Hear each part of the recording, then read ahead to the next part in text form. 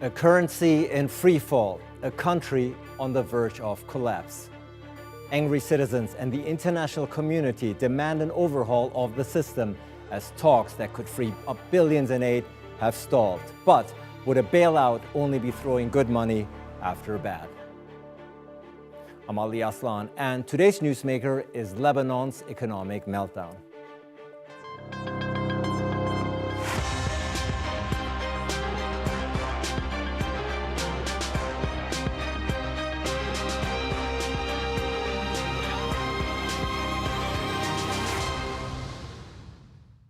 It's often been referred to as the Switzerland of the Middle East, but few are calling it that these days. The World Bank projects half the country will sink below the poverty line by the end of the year, and unemployment is predicted to reach 70%. Fuel shortages, power outages, and skyrocketing prices have created a perfect storm. Some observers are calling Lebanon a failed state, but can't agree on who or what to point the finger at. Many say it comes down to decades of corruption and mismanagement by the ruling elite, which has plundered the country's coffers and put their own well-being above that of the people. Imogen Kimber has this report from Beirut.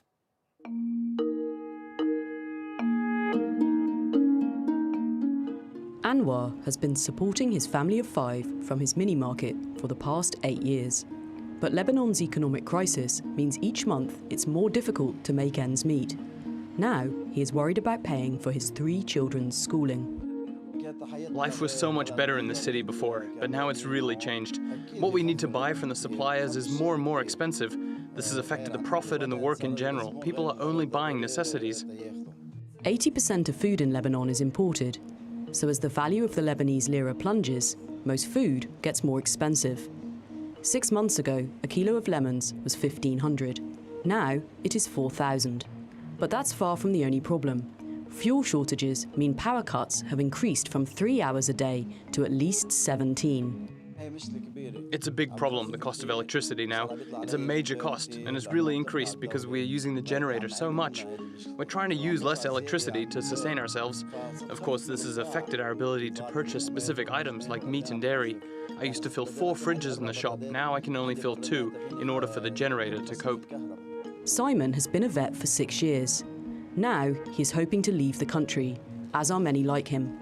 Nearly everything he uses for his veterinary practice is also imported, and he has to pay many suppliers in US dollars.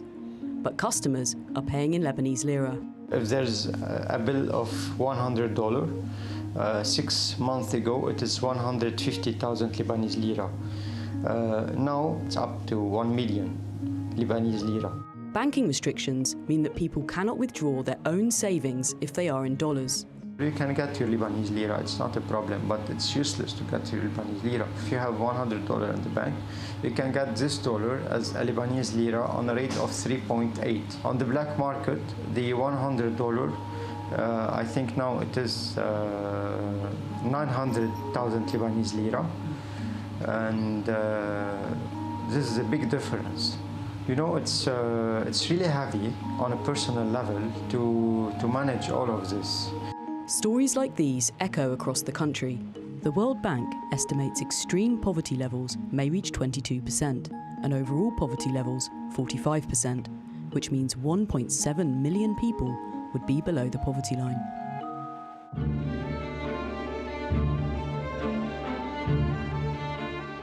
The crisis here has been years in the making. Economists say Lebanon's elite have embezzled money under the cover of the country's sectarian system. This translates into poor policies, poor governance, and a lot of corruption. So back in 2016, we essentially put our finger on corruption as the driving force. Lebanon was also a deficit economy. The way it financed its deficits and the way it kept the currency peg to the US dollar at the official rate of about 1,500 was to attract dollar deposits from the diaspora and from investors. But the system began to unravel. As long as Lebanon was able to ensure dollars flowing into the banking system in the pursuit of high interest rates, the financing needs of the country were met. However, this policy amounted to an unsustainable scheme. in which Lebanon needed to attract more and more foreign currency. When the confidence in Lebanon started to diminish, and when it became more difficult to attract the deposits, then the system began to collapse. And with very little produced here, there is no industry to fall back on. As Lebanon continues to spiral into economic catastrophe, anger on the streets increases towards the political elite, seen as the root cause of the problem. People ask whether they will take steps needed to put Lebanon on the path to recovery, although many have already lost hope.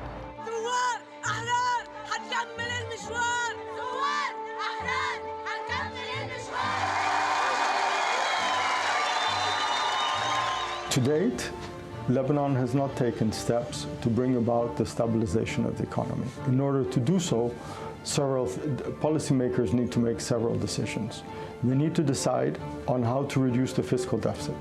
They need to decide on how to reduce public debt. They need to decide on how to address the implications of the fiscal adjustment and of the debt reduction on the banking sector. And finally, they need, and most importantly, they need to stabilize the lira. They also need to decide who will shoulder the burden, the poor or those who have been benefiting from the system. Imogen Kimber, The Newsmakers in Beirut.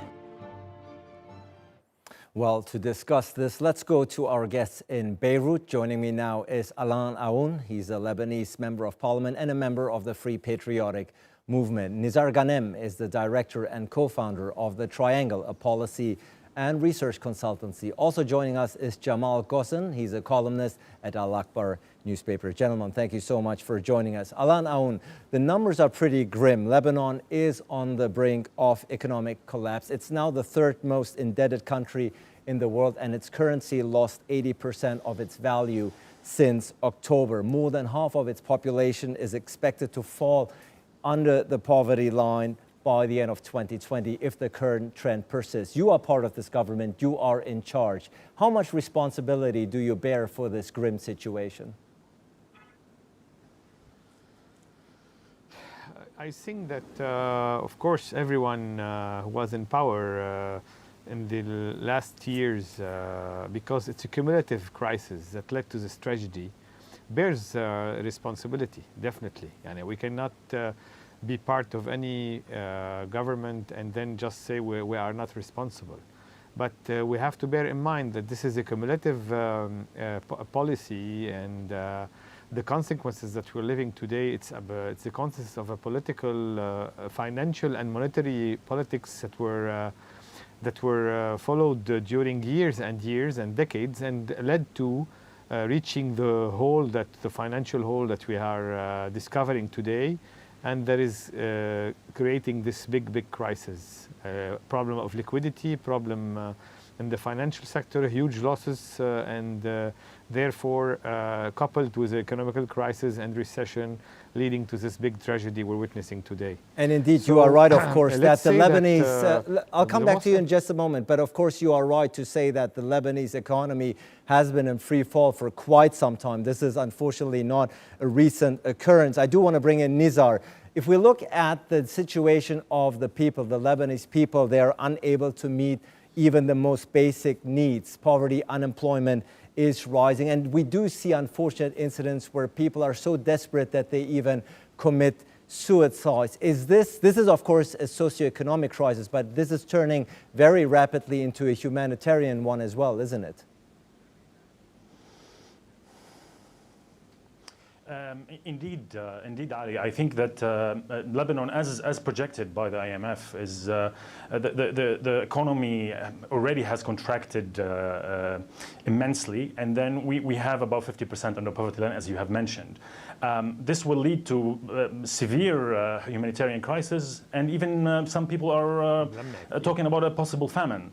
Because we're incapable of buying our food needs. Lebanon imports about 80% of its food needs, for example, in international markets, and the people cannot afford anymore due to the collapse of the lira.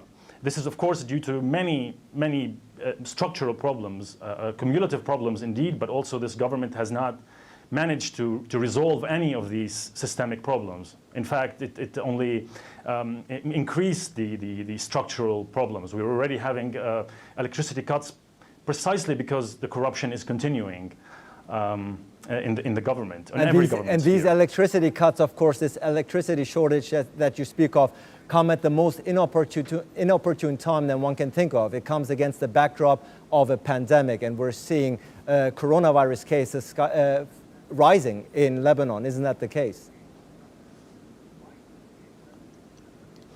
Absolutely. I mean, the corona incidents are increasing. We lack proper medical supplies because we cannot buy them in the market. And at the same time, the electricity crisis has been going on for 20 years, which costs basically about $2 billion a year, could be resolved very fast. In 2 years, we could have a top-notch working electric grid in Lebanon, but we cannot do it precisely because due to corruption, where these fuel packages that come from abroad are divided between the oligarchs that rule the country.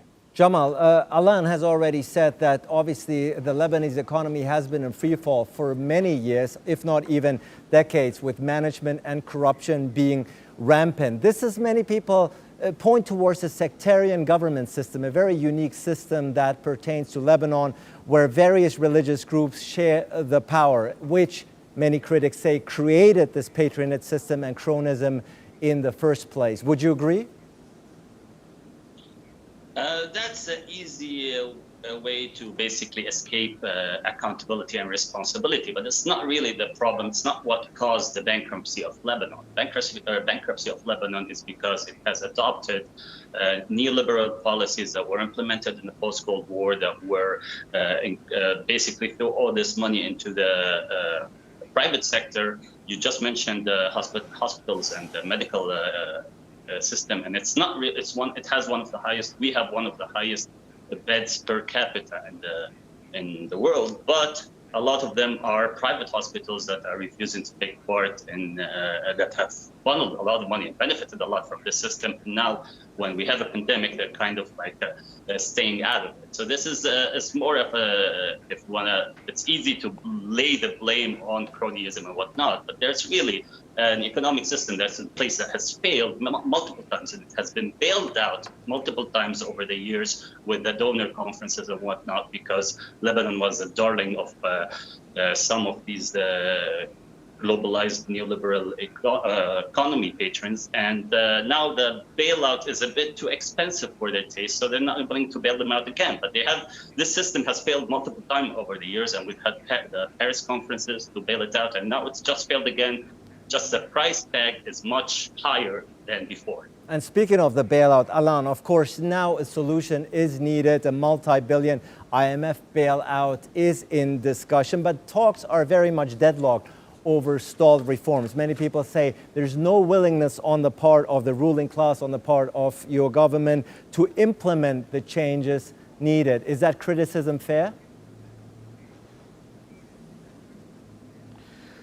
Yeah, I think that the government is a little bit slow in the negotiations process, and it has to be much more proactive and speed up the negotiations. And I think that everyone reached the conviction today that there's absolutely no way to have any penny from the IMF if there is no real commitment to reforms, and these reforms are executed contrary to all the false promises before, when there were conferences of donors and Lebanon was just promising and not executing.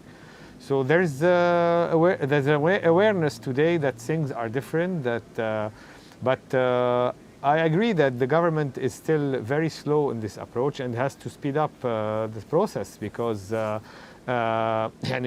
pace of negotiation is not as it should be, comparing to the cost of every day and time we spend and we lose before bringing this positive news about Lebanon being again into a process of financial recovery. Why is the government so program. slow? Why is the government so reluctant at this particular point to implement swiftly the changes needed in order to improve the life of the average Lebanese person? But I think it's still the system. Maybe you mentioned before the sectarian system, the system of consensual agreements in order to take decisions. Unfortunately, it has good side, but most of its consequences are negative because it's make the decision-making process complicated and slow in order to reach an agreement and get everyone on one opinion and then make it happen. So does Lebanon need, next to the financial reforms, proactive. Does Lebanon need, next to the financial reforms, also political reform? Does the system itself need to be looked at and perhaps changed in order to make those improvements? Yes, I think that at some point we'll have to do it. Now the urgency is really to stop the financial deterioration, but I don't think that, I think the old model is already obsolete and was rejected by lots of people and cannot be sustainable. So we'll need profound reforms in our system as soon as we can just get out of this financial fire. Nizar, let's look at those reforms. Let's look at the reforms of the political system that Alain seems to be very much in favor of. How could they look like? What could Lebanon's government look like in the future and political system? I mean, honestly, the current government, which is supposed to be a technocratic government, the plan of the government was basically a lick and stick list of reforms that the government has been promising for years now. But if you read the plan, the plan doesn't have any mention of a real structural reform on the political economy level. Meaning when we speak about Lebanon, we're not speaking only about sectarian system. We're speaking about a very highly saturated, oligopolistic, monopolistic system, where monopolies are basically protected by the government, by law. So we don't have, for example, a proper competition law. We don't have antitrust legislation. We don't have the proper framework that would make Lebanon actually a free market. I mean, the current political system is very proud to say Lebanon is a free market economy, but it's not. It's highly regulated informally. I would say that in terms of reforms, basically what we need right now is a debt restructuring. We're having 150% debt to GDP. Most of the banks are completely exposed to the sovereign debt. Yet the government is refusing to restructure the debt. Why? Because it is in the hands of the bankers. There's a coalition between the bankers of Lebanon and basically the oligarchs, the 1%, less than 1% that owns 50% of the value of the deposits. These people, which basically rule the parliament with their blocks, basically are suffocating most of the Lebanese, throwing more than 80% of the population on the poverty line to keep the interests of this minuscule fraction of Lebanese society.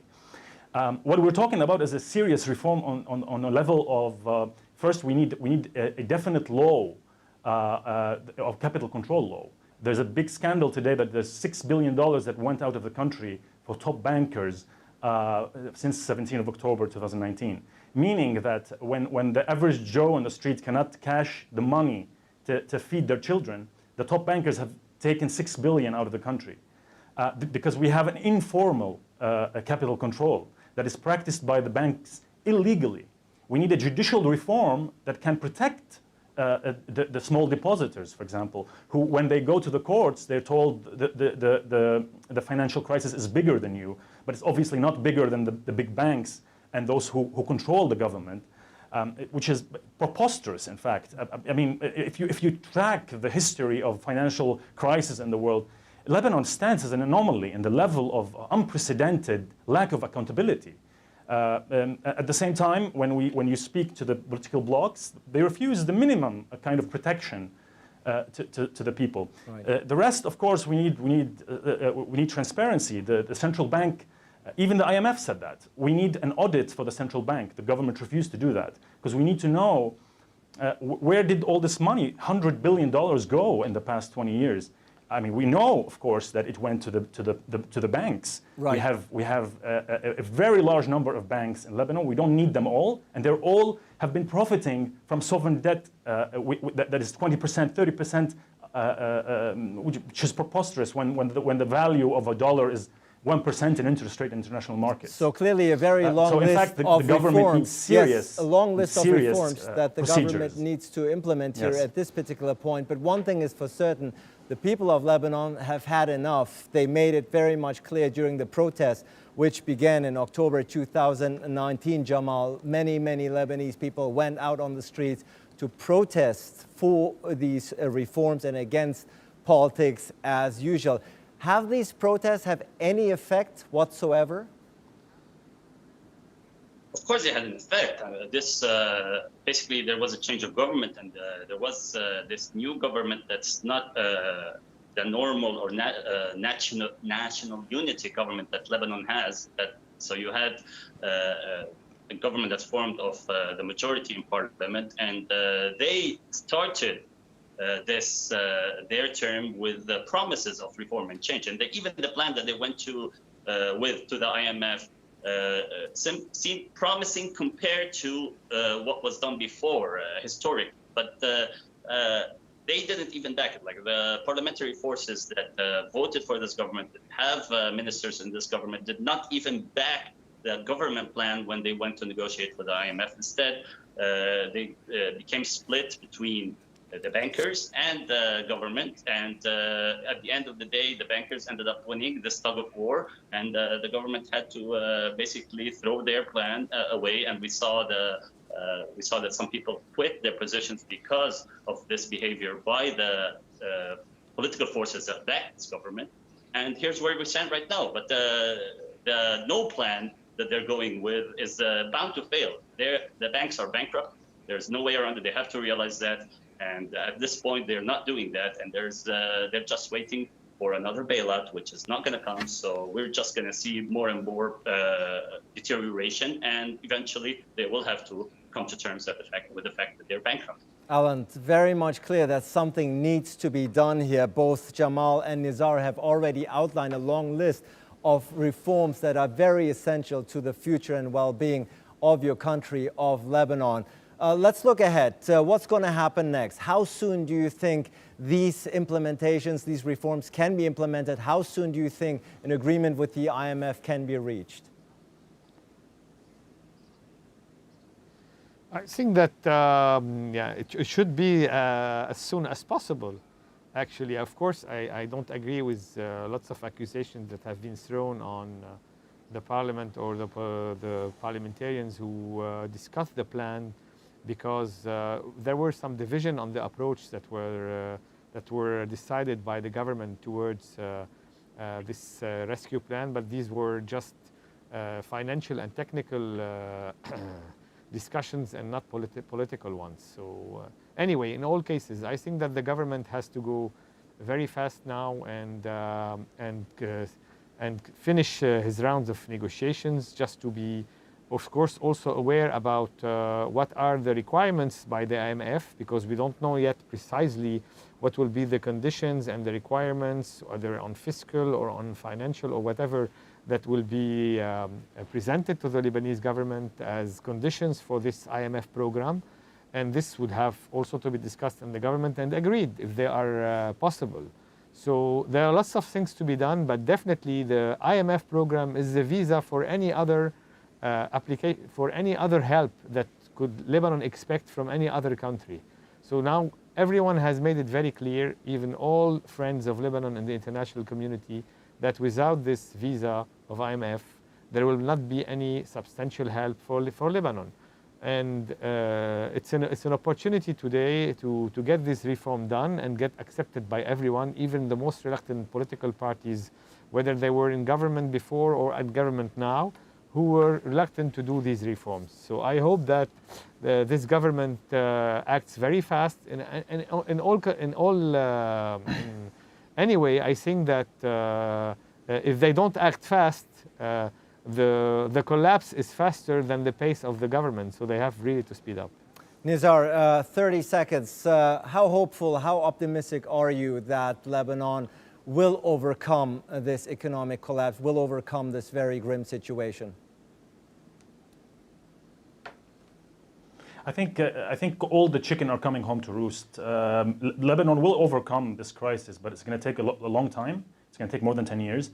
And there is no escape from changing the political class and changing the social contract in the country, changing the political economy and doing one of the biggest legislative reforms for the past 60 years. We need a government that can propel the country to the 21st century, basically freeing up all the Lebanese energy, because we're a multilingual country that can, in fact, build a good economy if the obstacles, which are corruption and the